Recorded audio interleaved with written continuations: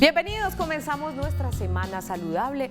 Esto es Sana que Sana y arrancamos hablando de un tema, doctor Alfaro, que de pronto a veces desvela a los abuelos y a los padres que se ponen a comparar el tamaño de sus hijos o nietos con relación al de otros y dicen, no, mi hijito está pegado al suelo, esto necesita hormona del crecimiento ya, doctor, hágame el favor, y lo pone a crecer.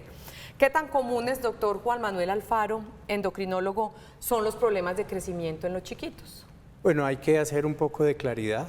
Crecer es un acto de grandeza, siempre lo defino de esa manera. Participan enormes componentes nutricionales, ambientales, hormonales, sociológicos. Digamos que el tema mismo del crecimiento es una inquietud del día a día. Todos queremos tener una imagen corporal suficientemente atractiva, pero tenemos que matizar los factores que son de herencia, los factores que dependan del ambiente, los nutricionales, los económicos y por supuesto las enfermedades. ¿Quién es el doctor Juan Manuel Alfaro? ¿Dónde estudió medicina?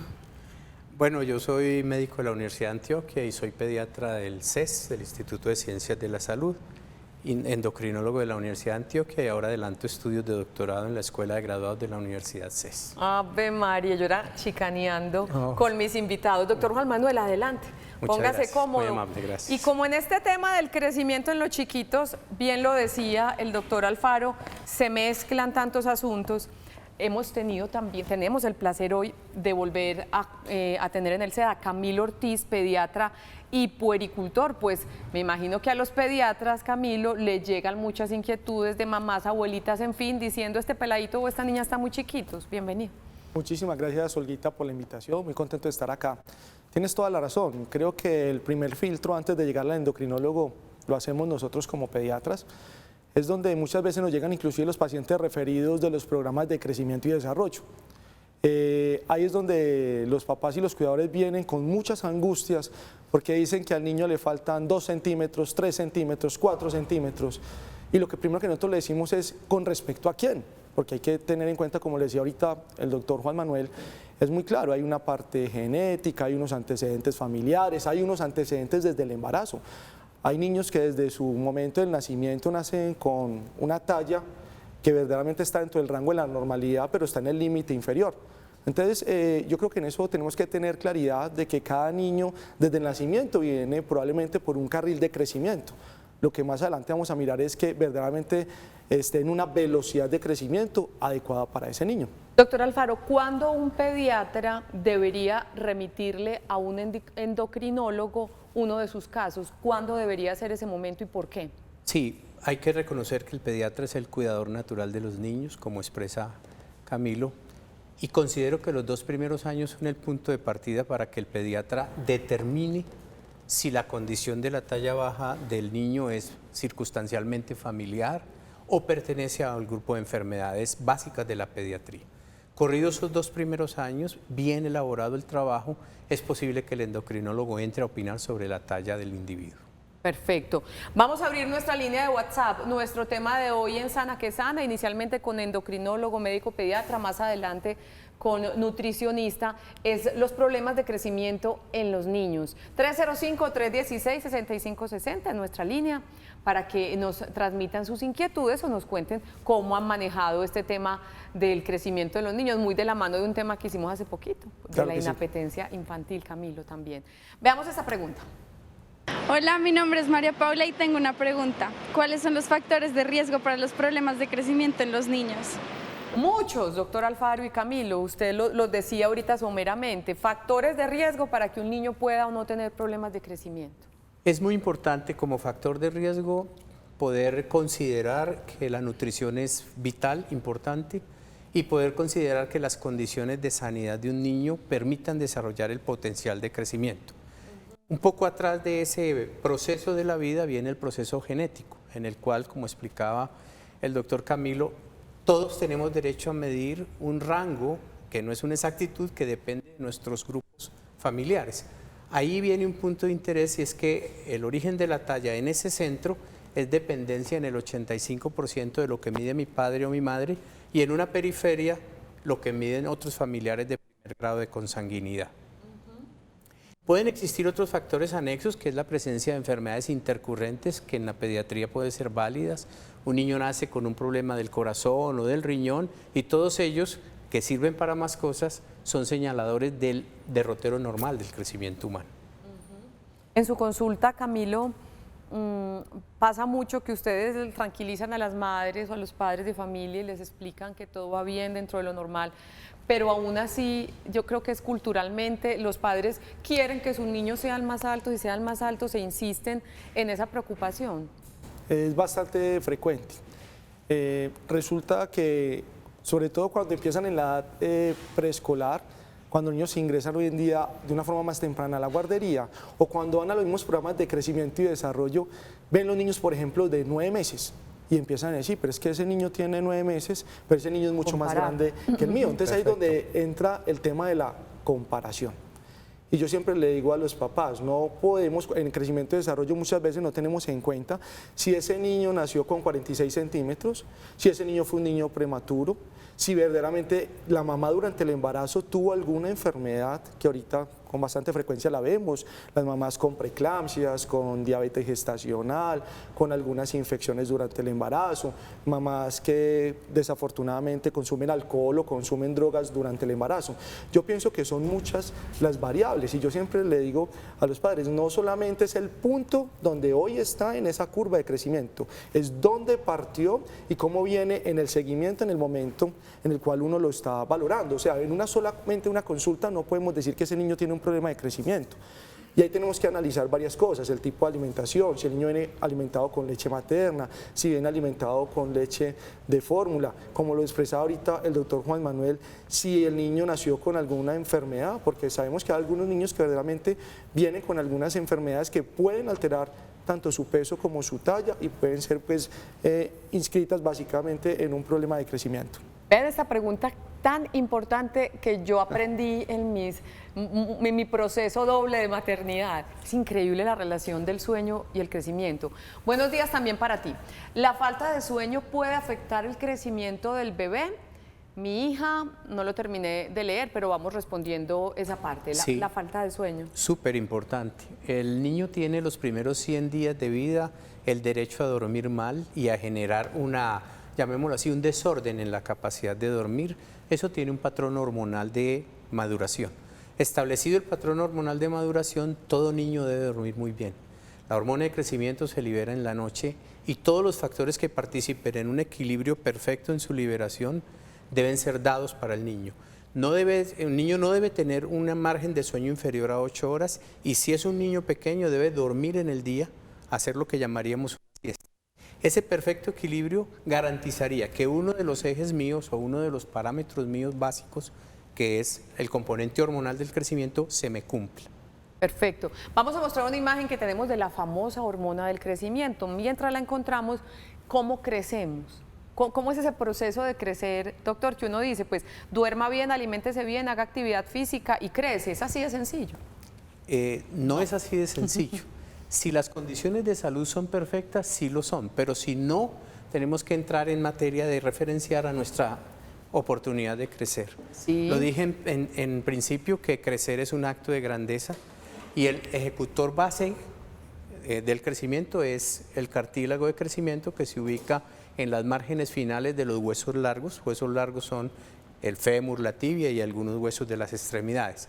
Pero este núcleo o este sector de crecimiento es dependiente directo de factores o de elementos hormonales producidos por el hígado que se llaman somatomedinas, pero fundamentalmente obedientes a la producción central neurológica de la hormona de crecimiento. Esta cadena de crecimiento puede ser estudiada y manejada hasta aquí. La representación de un daño después de que el núcleo de crecimiento esté lesionado es muy difícil de corregir.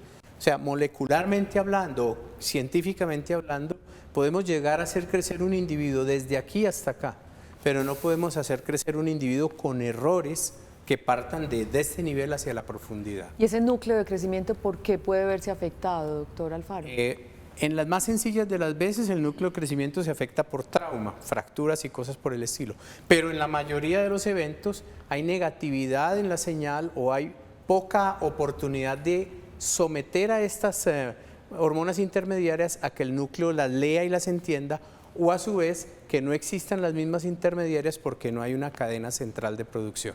Perfecto. Tome asiento, Gracias. doctor. Dentro de todo este proceso hay algo, yo creo que parece un examen de periodo cuando los papás vamos donde los pediatras y sacan el famoso percentil, ¿es que se llama? Sí. Sacan esas gráficas, ya vamos a mostrarlas, Anita, para que vamos a mostrar una por una, tenemos 3, donde casi que uno se siente que lo están evaluando a uno, ¿cierto? Porque uno en el fondo dice, si el niño creció bien, es que la mamá lo alimentó bien, lo acostó a la hora que era. ¿Qué es esto? Bueno, primero que todo, yo siempre les digo, estos son los carriles de crecimiento, porque muchas veces dicen, yo siempre les digo, los niños no son un punto dentro de una curva, son un rango. Entonces miren que el rango de la normalidad es bastante amplio. Entonces tenemos varias curvas, la primera curva es básicamente el peso para la edad. Esta mide que eso. esta es peso para la edad, posteriormente vamos a mirar la que es talla, talla para la edad y después peso para la estatura. Entonces nosotros siempre les decimos, tenemos que mirar de dónde partimos, porque muchas veces si un niño nace con una talla de 46 centímetros, eso es muy importante nosotros ver cómo es el comportamiento en el tiempo, porque muchas veces la mamá me dice, doctor, pero es que vea, está cerquita de la roja, el niño tiene riesgo de talla baja, pero también hay que tener en cuenta, mire ese niño dónde nació. Y hay un tema en la pediatría que usualmente lo vemos que se llama el niño pequeño para la edad gestacional. Es un niño que puede haber nacido con las semanas completas a término, pero es un niño con bajo peso y con baja talla. Entonces yo pienso que lo más importante es cómo es el comportamiento en el tiempo en estos carriles de crecimiento. Me explico. Si un niño cuando nació venía en este carril de crecimiento y en una valoración posterior vemos que va disminuyendo, probablemente tengamos alguna enfermedad que nos lo pueda explicar. O el niño tiene una enfermedad aguda, tuvo una enfermedad diarreica aguda, o tiene enfermedades crónicas como aparecen las enfermedades a nivel renal, a nivel cardiológico, que también nos podrían pues explicar. Entonces yo siempre les digo, más que ver dónde está, es cómo ha sido el comportamiento en el tiempo. Por eso si miramos, esas curvas al principio tienen un crecimiento muy acelerado y después se van aplanando. Y lo que verdaderamente nosotros tenemos que saber cuánto va creciendo ese niño en determinado periodo de tiempo. Entonces esta primera relaciona peso con edad. Peso para la edad. La siguiente, porfa. Esta es Talla. talla para la edad. O sea, qué tan alto, qué tan bajito está con relación a su edad, Eso. sin que haya una fórmula universal y todos deban crecer. Claro, por eso ni- es un rango. Ajá. Por eso nos decimos, son carriles. Básicamente es un rango en el cual el paciente tiene que estar. Y hay otra cosa que es muy importante, y es que estas tablas son unas pruebas, son de tamizaje, no son pruebas diagnósticas. Listo, porque muchas veces se hace diagnóstico de desnutrición básicamente o de talla baja sin que verdaderamente tengamos un complemento con la historia clínica del paciente y un examen físico. Entonces yo siempre digo, por eso son pruebas de tamizaje, por eso crecimiento y desarrollo las utiliza, pero básicamente para mirar dónde hay un signo de alarma, dónde las cosas no están funcionando bien para poderlo remitir al especialista. Y la última, Peso para la estatura. Listo, este peso para la estatura es muy importante porque muchas veces podemos ver en las dos tablas anteriores que el niño probablemente estaba en el carril inferior, pero cuando miramos peso para la estatura, vemos que compensa. Listo, en este paciente, por ejemplo, que miramos que, por ejemplo, la talla estaba acá, el peso estaba acá, pero mire cuando analizo peso para la estatura, mire que está dentro del rango de la normalidad. Entonces este dato es muy importante. Yo siempre digo, no solamente es hacer la curva, sino saberla interpretar. perfecto, doctor Camilo. Esta es una herramienta bien importante que ustedes tienen en cuenta cuando de pediatría se lo remiten a endocrinología, doctor Alfaro. Es muy importante y como lo explicó Camilo, creo que tiene todos los detalles del caso. Biológicamente el humano tiene derecho a nacer con un rango de inexactitud, como explica el doctor, en talla, pero el sujeto en el lugar o la condición racial al que pertenece lo va ubicando en un modelo. El noruego, por ejemplo, o el boliviano, por ejemplo, o el nuestro, el indígena nuestro del Cauca, biológicamente somos iguales, pero ocuparemos lugares en las centilas de crecimiento diferentes. Y es el movimiento del crecimiento el que va a determinar si el sujeto perdió ese ritmo natural. Es decir, la palabra velocidad de crecimiento, el sentido de cuánto gana un niño en una unidad de tiempo, es lo que va colocando primero al pediatra y luego a nosotros en el margen de alarma para que la consulta endocrinológica tenga lugar. Doctor Camilo, usted ha hablado mucho de los controles de crecimiento y desarrollo. ¿qué tan juiciosos somos los padres de familia en términos generales para hacer esos controles y cada cuánto deben ser? Porque justamente a través de ellos se pueden detectar infinidad de asuntos, me imagino que se pueden ayudar a manejar, incluido el tema del crecimiento. ¿Cada cuánto debe ser ese control de crecimiento y desarrollo y somos juiciosos o no? Pienso que al principio los padres acuden de una forma muy frecuente en los primeros meses de vida. Hay un protocolo durante el primer año de vida donde el niño se tiene que ver con cierta regularidad. Pero ¿qué pasa? Los padres actualmente, lo que veo en mi consulta es que los padres van desertando de los programas de crecimiento y desarrollo porque dicen, doctor, lo que pasa es que allá me comparan el niño, me están diciendo que a mi niño le faltan 5 centímetros, le faltan 300 gramos y yo estoy haciendo todo. Me ha tocado inclusive niños alimentados con lactancia materna de forma exclusiva. Listo, y les dicen que verdaderamente el niño tiene una obesidad y solamente está alimentado con eso. Entonces vemos varias dificultades y yo lo que digo, el programa de crecimiento y desarrollo tiene un ideal muy bien diseñado, pero creo que el personal tiene que estar actualizado y capacitado para poderle brindar la información correcta a esos pacientes.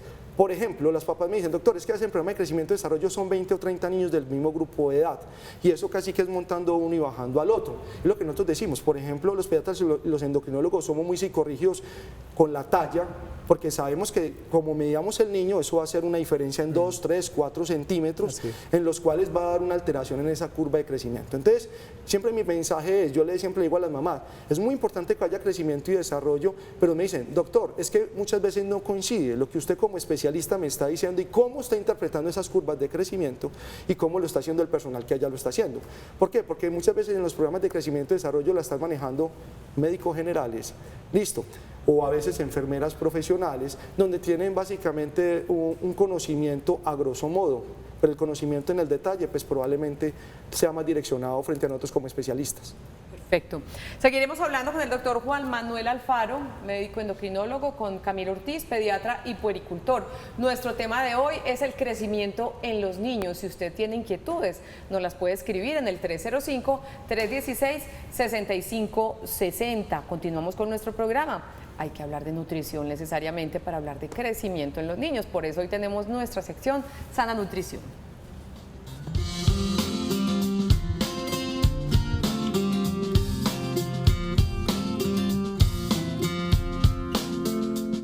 Nora Patricia Álvarez es nutricionista y dietista y hoy muy querida vino a acompañarnos este ratico en Sana que Sana. Nora, ¿cómo estás? Muy bien, feliz de estar acá en el programa acompañándolos también hoy. ¿Qué tantas consultas por este desvelo de los padres que queremos que nuestros hijos sean Gulliver? Así la mamá mide 1,53. Pero nos preocupamos mucho por eso, ¿cierto? Yo creo que sí, o sea, hay una preocupación, digamos que latente en todas las mamás por el tema del crecimiento. Las mamás consultan muy frecuentemente porque los niños son pequeños o son de baja talla. Regularmente, digamos, a mi consultorio llegan remitidos o por el pediatra o por el endocrinólogo cuando hay efectivamente alteraciones de crecimiento. Es muy importante lo que pasa los 2 primeros años, como el doctor Juan Manuel lo mencionaba, porque los 2 primeros años, digamos que en un estudio, por ejemplo, que hizo la Organización Mundial de la Salud, mostró que bajo condiciones normales de salud, como lo mencionaba el doctor, la mayoría de los niños crecen igual hasta los 2 primeros años. Obviamente si hay enfermedades, si hay, digamos que las condiciones genéticas empiezan a manifestarse después de los 2 primeros años, pero efectivamente dormir, alimentarse bien y pues obviamente que todo su sistema endocrino funcione va a hacer que ese niño pues tenga una talla normal. Venga, vámonos antes de esos 2 años. El embarazo, como nos lo nombraban ellos, ¿qué tanto influye para un crecimiento óptimo o no del pequeño? Mucho, porque incluso en este momento lo que hablan los expertos es en el programa o digamos la estrategia de los 1000 primeros días. Entonces, los 1000 primeros días arrancan desde la gestación. ¿Por qué? Porque hay factores en la gestación que pueden afectar ese crecimiento en talla del bebé. Entonces, si la mamá es fumadora, si la mamá consume sustancias psicoactivas, si la mamá se alimenta mal durante el embarazo, entonces todo ese crecimiento va a tener unas implicaciones y desde los factores epigenéticos y desde todo lo que tiene que ver con lo que funciona alrededor del embarazo y de la nutrición, pues van a haber unas alteraciones alrededor de ese crecimiento. Entonces, obviamente desde el embarazo se pueden presentar dificultades. Teniendo en cuenta todos esos factores que nos decían el doctor Alfaro y el doctor Ortiz, que hacen parte del proceso de crecimiento y que se deben tener en cuenta a la hora de evaluar un paciente. La nutrición juega un papel importante. Hay veces que definitivamente el niño funciona perfectamente, hormonas perfectas, su sueño perfecto, pero no se alimenta bien. Es decir, no alimentarse bien puede ser una de las causas de no crecimiento. Pues yo me atrevería a decir que es casi como de las principales causas de dificultades en el crecimiento, es decir, el aporte adecuado de nutrientes en los 2 primeros años y el resto de la infancia, que los niños tengan un buen acceso, digamos, a alimentos fuentes de proteína, alimentos fuentes de calcio, ojalá lactancia materna los 6 primeros meses de vida, que hagan una buena introducción de alimentos complementarios, es decir, hay muchos factores alrededor, pero yo creo que la nutrición sí tiene un pilar fundamental en lo que tiene que ver con el crecimiento de los niños y obviamente por eso llegan muchas veces a nutrición, porque descartan todo el tema de alguna patología asociada a alguna enfermedad y lo que nos damos cuenta es que están alimentando mal los niños, entonces eso puede promover un crecimiento mejor. Y dentro de alimentar mal también está el otro extremo, que es pretender que coman mucho más de lo que su cuerpo necesita y que a uno le dicen casi suplicando, estoy lleno, no quiero más, y uno insiste. Es muy frecuente porque, digamos, sobre todo para los que son cuidados por las abuelas, yo amo las abuelas, a mí me crió una abuela, pero las abuelas insisten, reinsisten y vuelven e insisten para que los niños consuman todos los alimentos. Y los niños tienen un patrón de saciedad. Cuando el niño dice, no quiero más, no quiero más. ¿Qué pasa? Las mamás piensan que si le dan más comida, ellos van a crecer más. Y cuando ha desacelerado la tasa de crecimiento, ellos no crecen más y empiezan a ganar peso. Entonces, esa ganancia de peso desacelera la ganancia de talla y lo que hacen es interrumpir realmente la ganancia de talla que todos esperamos. Un niño que no come más, pero que si tú lo analizas, está bien, funciona bien, duerme bien, hace actividad física, es un niño sano. Ahí no me preocupo porque él come lo que necesita, pero si lo otro no está funcionando bien, ahí sí debería uno alertarse. Uno se alerta cuando hay desaceleración en las tasas de crecimiento y hay dificultades con la alimentación. Cuando son niños que tienen alguna alteración endocrina o que tienen una enfermedad de base, regularmente necesitan el soporte nutricional para poderles ayudar a acelerar un poquito la tasa de crecimiento. Pero es un error que muchos papás cometen y es, por ejemplo, dar complementos nutricionales sin que se los manden. Vitaminas. Dar vitaminas y minerales sin que se las recomienden. Ninguna de esas comerciales con las que nos criaron. Exactamente. Emulsión de Scott, perdón. Pues digamos que son vitaminas liposolubles, es decir, nadie va a decir que no sirven, pero no se las den si los niños tienen una alimentación saludable. Los complementos nutricionales tienen unas indicaciones muy claras, cuando hay desaceleración en niños enfermos, cuando hay, por ejemplo, niños que gastan muchas calorías porque son deportistas de alto rendimiento y no alcanzan a consumir, por ejemplo, pero en casos normales, la mayoría de los niños no necesitan complementos nutricionales. Por el contrario, les dan los complementos y los niños en vez de crecer, empiezan a ganar peso. Entonces ya viene la otra preocupación y es que está con sobrepeso. ¿Cómo manejar un término medio, ni gris, ni blanco en el tema de la alimentación de los niños, partiendo de la base que es un niño sano? Como no exagerar el mucho y tampoco dejarlo a su libre albedrío, que él coma lo que quiera. ¿Cómo manejar ese tema, Nora, que debe ser tu día a día en la consulta? Es el día a día en la consulta y creo que el factor principal es la educación con los papás. Yo les digo mucho a las mamás, tráigame el que cuida al niño. O sea, si está el cuidado de la abuela, tráigame a la abuela. Si está el cuidado de una nana o de una persona que le ayude en la casa, tráigame a esa persona, porque es educar a las personas que están alimentando a los niños, ¿cierto? Entonces, es que él se quiere comer un ponquecito una vez a la semana o 2 veces porque salió de la actividad física, que se lo coma. Pero hay cosas que no pueden ser del diario, ¿cierto? O sea, hay dulces que no pueden ser del diario, hay mecato que no puede ser del diario. Entonces, es educar a las mamás y a las personas que están involucradas en ese proceso, para no generarle angustia a los papás, para que los niños no sientan que se les está retirando, pues, como cierto tipo de alimentación, y para que ellos vean que están en un entorno sano, pero en un entorno normal que comparten con sus otros amigos.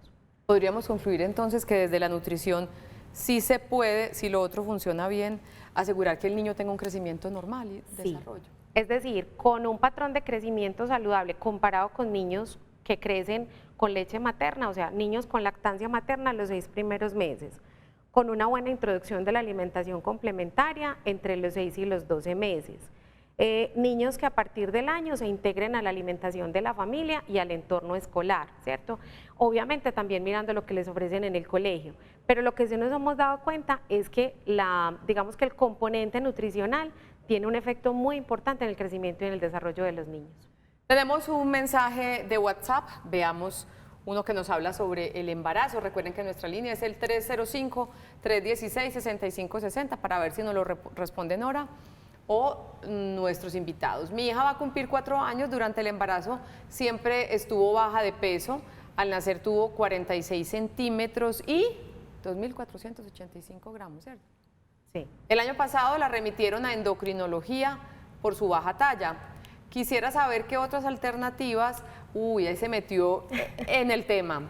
Hay, aparte de la aplicación de la hormona de crecimiento, y hasta qué edad está recomendado el inicio de este tratamiento. Hagamos una cosa, como usted va a seguir con nosotros hasta el final del programa, vámonos y ahorita retomamos este mensaje y entre los tres podemos responder ese tema tan importante, porque ya se va a meter en el tema del tratamiento, que justamente debemos tratarlo hoy en Sana que Sana. Pues nuestro tema de hoy es problemas de crecimiento en los niños. Estamos esperando más inquietudes porque nos encanta comunicarnos con ustedes, sentirlos cerquita a través de esa línea de WhatsApp. Ya regresamos, esto es Sana que Sana.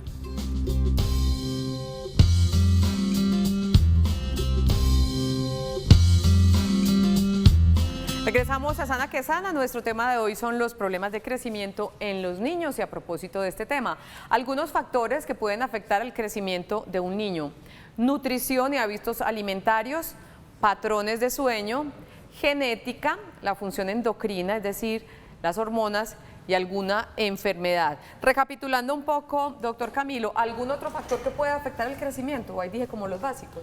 Básicamente, hoy en día hay que tener una población especial, y son los niños que están expuestos a quimioterapia, que me parecería también importante. Hoy en día en nuestra población tenemos niños que verdaderamente son con cáncer y que verdaderamente durante su tratamiento algunos medicamentos podrían también alterarlo, pero básicamente ahí están incluidos, casi que recopilados, todos los factores de riesgo que tenemos en ellos. Perfecto, retomemos entonces pues la pregunta que nos escribían ahorita antes del primer corte.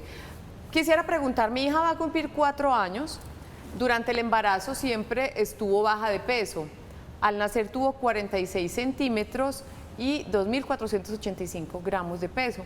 El año pasado la remitieron a endocrinología por su baja talla. Quisiera saber qué otras alternativas hay, además de la aplicación de la hormona de crecimiento, y hasta qué edad está recomendado el inicio de este tratamiento. Yo creo que vamos con el doctor Alfaro para eso. Gracias. Es una observación muy importante la que hace el oyente. La oportunidad de nacer pequeño gestacional, como lo vamos a definir, es el sujeto que ocupa en peso fundamental, aunque también en talla, un margen inferior a cierto grado que nosotros llamamos percentil 10, corregida por la edad gestacional. Esta paciente informa que tiene menos de 2.500 gramos a una edad gestacional normal y se debe considerar pequeña gestacional. Esta es una población muy importante para el endocrino. Tal vez en este momento es la más importante porque tiene aprobación mundial para el uso de hormona de crecimiento. El punto que ella quiere saber es si, además del buen uso de la hormona, que seguramente el endocrino que la trata la ha seleccionado bien, hay otra opción o hay opciones adicionales. Primero debo decirle, necesita por lo menos que se concrete que entre el año 2 y el año 4 de vida, evidentemente crece mal para poder introducir a una pequeña gestacional en el mundo de la hormona. Puesto que hay una población de pequeños gestacionales cercanos al 92%, que al 4º cumpleaños sí han corregido la talla y ellos no necesitan nada más. Pero el 8% es materia de lo que pregunta nuestra audiencia. ¿Qué más debe complementar el uso de la hormona de crecimiento? En esta población y en toda, una actividad física de ejercicio normal, unos hábitos de alimentación normal y los hábitos de sueño normal. Una observación, esta misma población de niños es proclive a obesidad. Es decir, a este tipo de niños, y aquí hay un pediatra en la mesa, no los debemos realimentar o sobrealimentar o propiciar una alimentación más allá de las fronteras que nuestros compañeros de trabajo de hoy lo han dicho.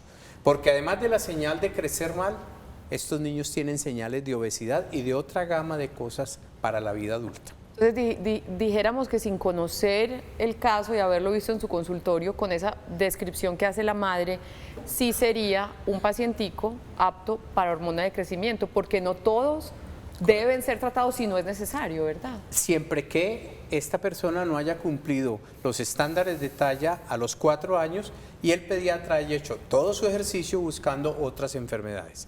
Si esas características se dieron, esta persona tiene una condición de uso de hormona de crecimiento por el rótulo de pequeña gestacional. Perfecto. ¿Algo que quieran complementar ustedes dos de esa pregunta? Yo le recomendaría a la mamá que no la sobrealimente, que los hábitos de alimentación sean adecuados, que no omita ninguna de las comidas del día. Es un factor importantísimo el tema del desayuno, porque estamos viendo que los niños no están desayunando y es un factor predisponente también para que estos niños tengan unos metabolismos más arredores y ganen más peso. Entonces, preferiblemente que acuda obviamente a su especialista y que los hábitos de alimentación sean muy buenos, que no omita ninguna de las comidas, preferiblemente sin complementos nutricionales. El doctor Alfaro lo mencionó, estos niños son muy predispuestos a tener obesidad. Camilo. Claro que sí, el riesgo metabólico que tienen estos niños es grandísimo. ¿Y qué es riesgo metabólico?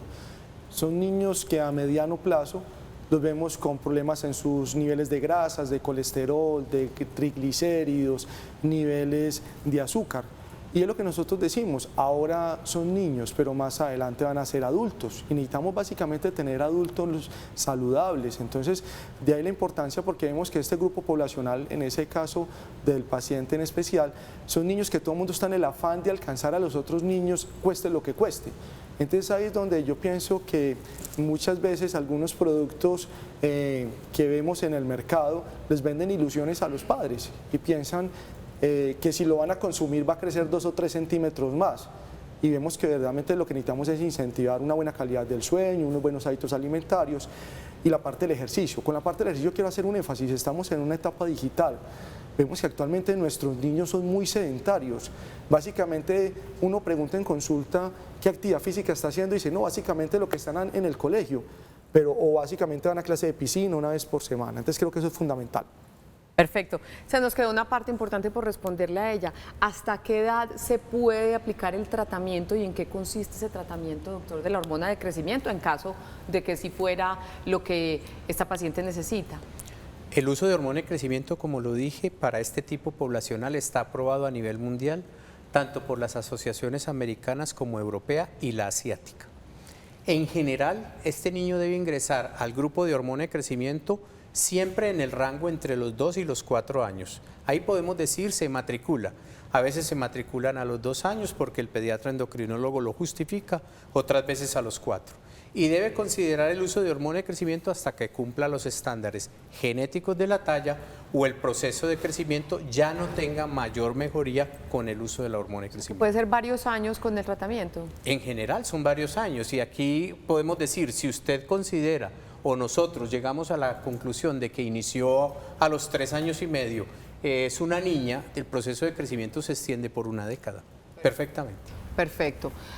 Muy buenos días, vea pues este otro punto. Y si al contrario no es que el bebé sea muy pequeño, sino de talla muy alta, también es algo de vigilar con el especialista, ya que mi niña desde que nació ha sido peso alto y talla alta. Dios te bendiga a ti también. ¿Qué le podemos decir? Bien, la talla alta es una situación bastante menos común que la talla baja. Nosotros podemos decir que la proporción entre estudiar un niño con talla alta y talla baja difiere muchísimo, pero por eso no sabemos tanto y por eso debemos ser muy juiciosos. Hay condiciones de talla alta que pueden ser genéticas, pero generalmente no lo son. Entonces, aquí hay que mirar muy bien cuánto miden los padres. Y hay que sumarle un plus a esta observación y es que esta persona tuvo peso alto al nacer. Por tener peso alto al nacer, las oportunidades de mantener peso alto en la vida son muchas. A esta persona hay que vigilarle no solo la conducta de talla, sino el comportamiento del control de peso. Si la persona, aunque no está muy claro el peso al nacer, pero si la persona tiene más de 4.000 gramos al nacer y procede de una gestación con madre diabética gestacional, esa persona debe ser vigilada toda la vida en materia de peso.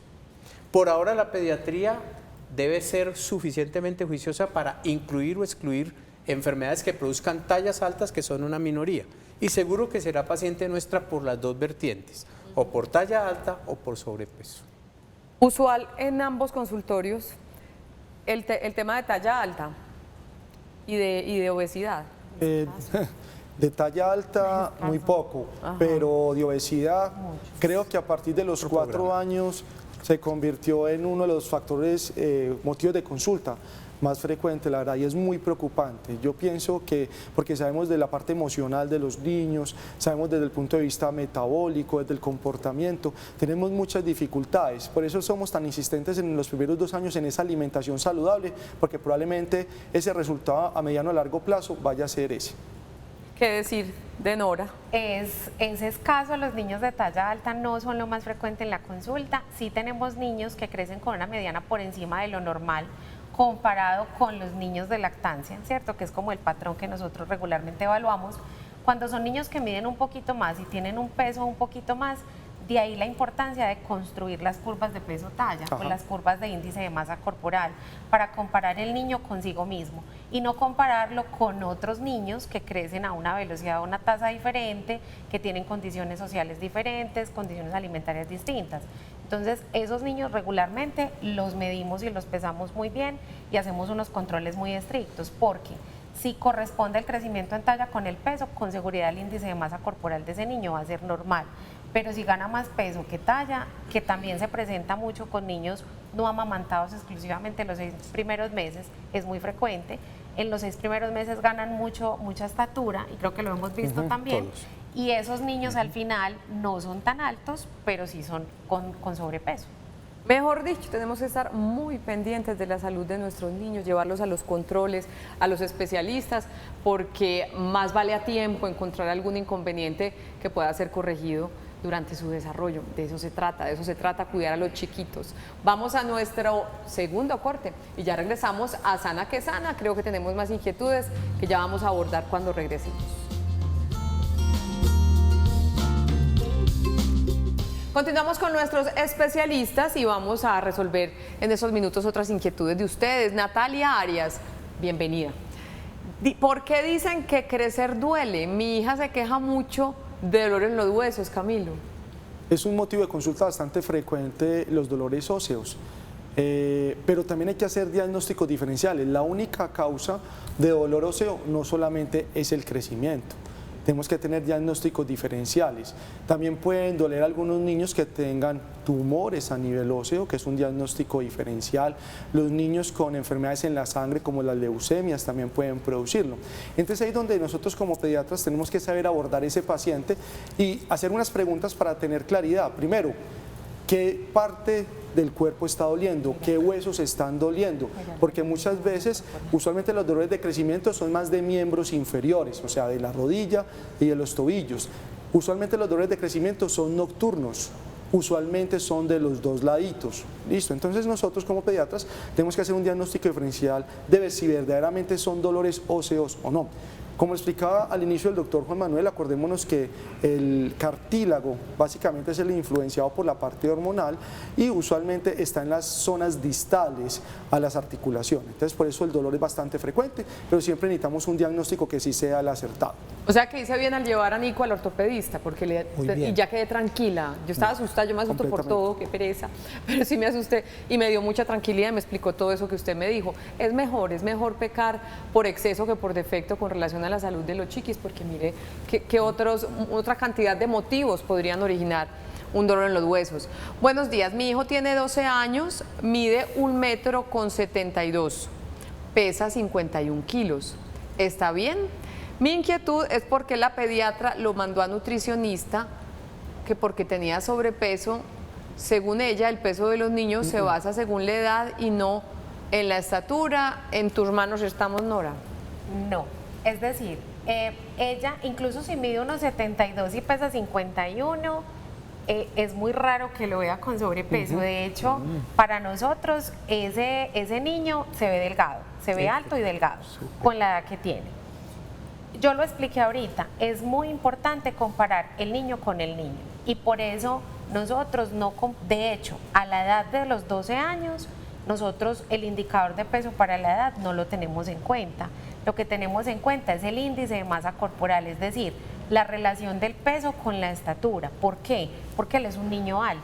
Entonces, siendo un niño alto en este momento, de 12 años, hay que mirar cuánto pesa, pero compararlo a él con él, porque si lo compara con el peso para la edad, van a notar que de pronto puede que sea un niño que esté dentro de la mediana, pero es muy importante la relación del peso con la estatura. Aquí no es importante la relación del peso con la edad. Es muy importante que la mamá consulte, obviamente, y que le muestre las curvas para que ella note que este es un solo punto.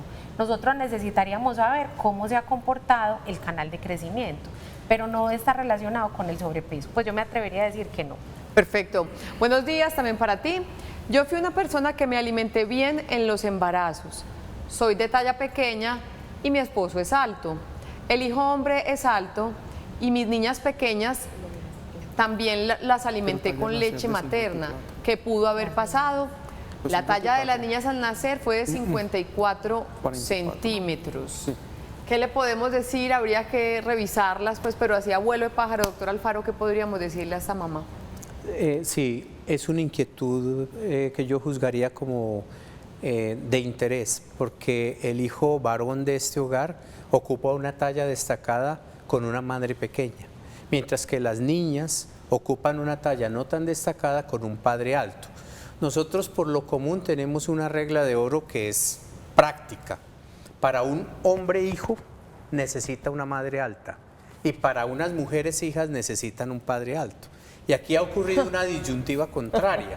Tienen una madre pequeña y un hijo varón alto y tienen unas niñas con un padre alto que son pequeñas. Contrario. Ajá. La única inquietud adicional es que me gustaría saber si fueron gemelas, mellizas o las niñas son de un parto único. Porque en realidad si son de un parto único, bien pudieron haber tenido bajo peso y se comportaron pequeñas aún hoy.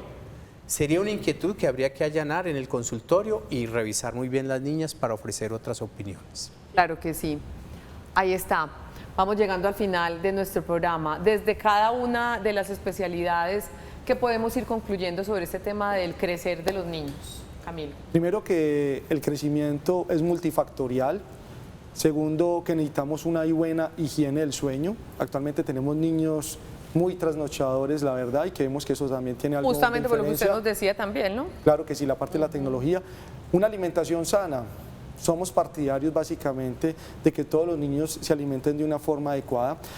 Por último, una buena interpretación de las curvas de crecimiento. Yo pienso que para mí es fundamental porque no saben la angustia con la cual llegan los niños a nuestros consultorios remitidos de los programas de crecimiento y desarrollo. Porque como dicen los papás, me estoy sintiendo mal papá, doctor, ¿cómo hago que le faltan 3, 4 centímetros, que le falta 1 o 2 kilos? Y muchas veces es una mala interpretación en las curvas de crecimiento. Nora. La recomendación principal es una alimentación muy saludable en los 2 primeros años.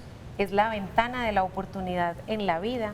Que no se recupera, ¿verdad? Que no se recupera, exactamente, esa ventana no se recupera. Entonces, una alimentación saludable, actividad física, por favor no abusen de los complementos nutricionales, por favor no se automediquen con complementos ni con vitaminas que a veces los niños no requieren y lo que hacen es promover la ganancia de peso no saludable. Y no omitir ninguna de las comidas de estos niños durante el día. ¿Y el doctor Alfaro? Gracias. Yo considero que la cultura pediátrica que tenemos, el acervo del pediatra en nuestro medio, es muy juicioso y tiene una madurez sólida de la selección y del envío de los pacientes. Hay cosas en la vida que se escapan a ese compendio y para eso trabajamos en llave. Nosotros nos apoyamos en la opinión que el pediatra con toda elegancia hace en los años de seguimiento. Siempre digo una cosa fundamental a la familia: para crecer solo necesitas la pediatría, para engordar o enflaquecer necesitas toda la vida. Los problemas de crecimiento son latentes y son muy importantes mientras se vive la pediatría. Hay otros anexos importantes que son el sobrepeso, el sedentarismo, la televisión, las pantallas, los videos, la falta de un espacio geográfico para que el niño desempeñe su actividad física. Pero este tipo de programas generan esa cultura precisamente. Estamos bastante contentos con lo que el trabajo pediátrico hace. Qué bien. Al doctor Camilo Ortiz, pediatra y puericultor, a Nora Patricia Álvarez, nutricionista dietista, y al médico endocrinólogo Juan Manuel Alfaro, gracias por venir y darnos tantas luces a las madres desesperadas con este tema del crecimiento de los niños. Nos despedimos, a ustedes gracias por su compañía. Mañana, de la mano del Banco de Sangre de nuestra clínica Cardiovid, estaremos hablando de donación de sangre. ¿Cuántas vidas podemos salvar a través de este acto altruista? Y vamos a desmitificar todos esos temores por los cuales la gente se niega a donar sangre. Donación de sangre mañana, de 11 de la mañana a 12 del día, en el programa Saludable del canal Televid, Sana que Sana. Feliz resto de día y hasta mañana.